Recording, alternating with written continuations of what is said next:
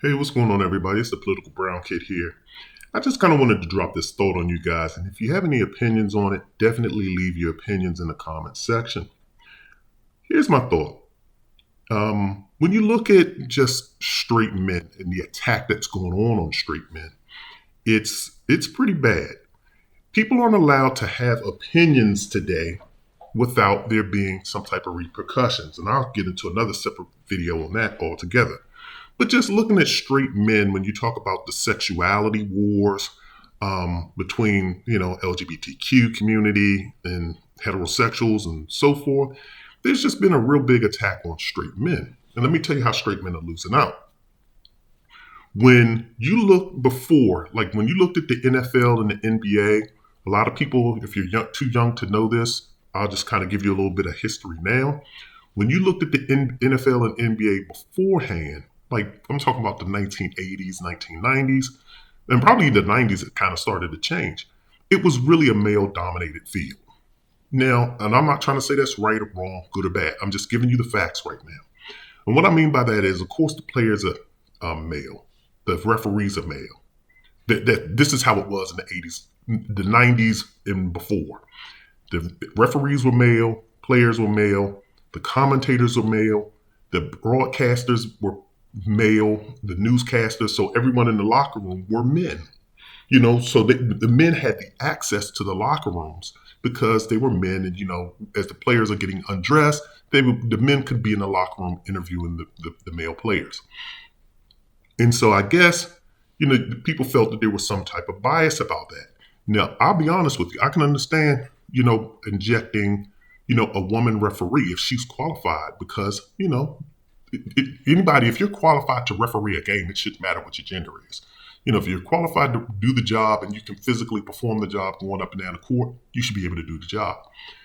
The one area that, and then you look at the commentators, like when you look at Sports Center, they put certain females on Sports Center. And this is kind of where I'm talking about the gender wars too. A lot of those females that are on these shows really got the job because they were female. Let's just be honest. And they're just trying to include the diversity aspect in there. A lot of them just facilitate the conversation. When you see Stephen A. and them talking, they're kind of talking the technicals. They're getting into the specifics of the sport. They're getting into the technicalities of the way the game is played. And normally the females are there just as kind of, facilitating the conversation. There's one female, I think her name is Mina Khan. When you're talking football, she can talk football all day. And there are a lot, on the basketball shows, a lot of the basketball players, they are very good, the female, because they played the WNBA, so they can talk the sport. Now, unfortunately for women, there's not a football equivalent to the NFL. I don't classify the Lingerie Football League as a functional equivalent to the NFL, but maybe it is, and maybe some women that played in that league could probably talk X's and O's better. But when you're looking at a lot of these other women that are on the show, like Molly Kareem, they're just really there just for dressing. And then also, too, when you look at it, and what you don't hear a lot of feminists talking about is, well, why are the women that they hire on these sports shows, why are they, quote unquote, attractive women? Like, you'll see them, they're physically fit, they're in shape, they're slender, they look nice, they look very womanly. You don't see any kind of quote unquote unattractive women on these panels or on these shows. So, but that's a whole nother topic that we can talk about. But I kind of wanted to talk about just in terms of when they gave women access to men's locker rooms. This is kind of where I'm talking about the sexuality wars and where men catch the short end of the stick. It's kind of come in twofold parts, so deal with me. I'll deal with the first part. First part is, I kind of understand that women wanted access to the locker room because they're trying to figure out, hey, look, the game just ended, so we need to be in there in the locker room to kind of interview those players to kind of get that jump, because our male counterparts have that access and we don't.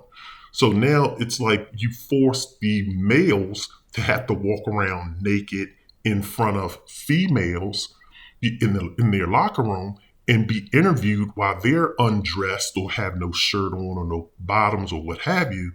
And so they're subjected to being around the opposite sex And when they're undressed and not quote unquote, and maybe they feel uncomfortable being with a woman who they may know, hey, well, she's attracted, she's looking at me and she's looking at my body, but they expect men to have to deal with that.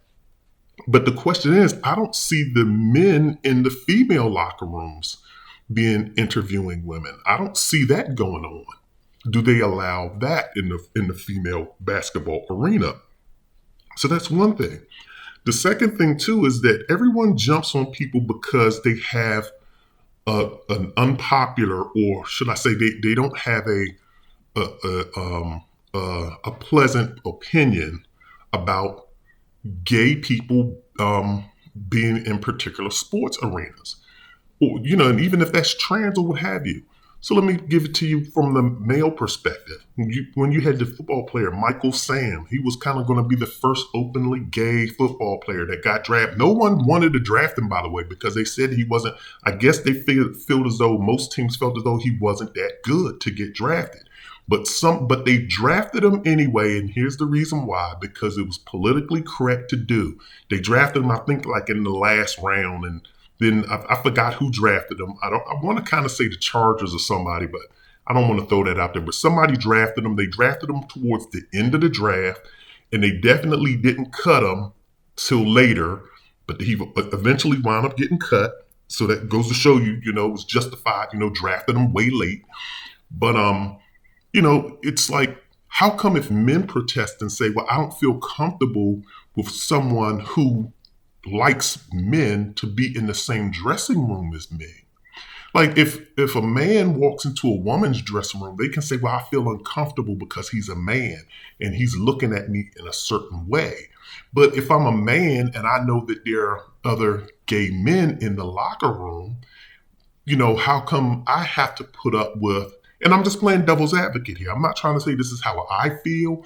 I'm not trying to inject myself, but I'm just trying to say I can understand why someone's saying, look, I don't feel comfortable taking a shower knowing that so-and-so is in this shower room with me and this person likes men and maybe they've been looking at me or, and giving me a certain look or, kind of staring at me that made me feel uncomfortable. We as men, we don't have that luxury of being able to say someone looked at me and made me feel uncomfortable. Now, a solution to this could very well be, well, players that want to openly come out, you can come out and we'll create multiple dressing rooms for those particular players. Now we're getting into all this financials, having to build third and fourth dressing rooms. It's kind of like with this whole trans thing. You see a lot of stores now, they're going to the point where they're just trying to say, look, we're not going to have male bathrooms or female bathrooms. We're just going to have a bathroom. And if it's available, then you go ahead and use it, which is a good thing. Except for those bathrooms that have multiple stalls. Those pretty much stay gender specific.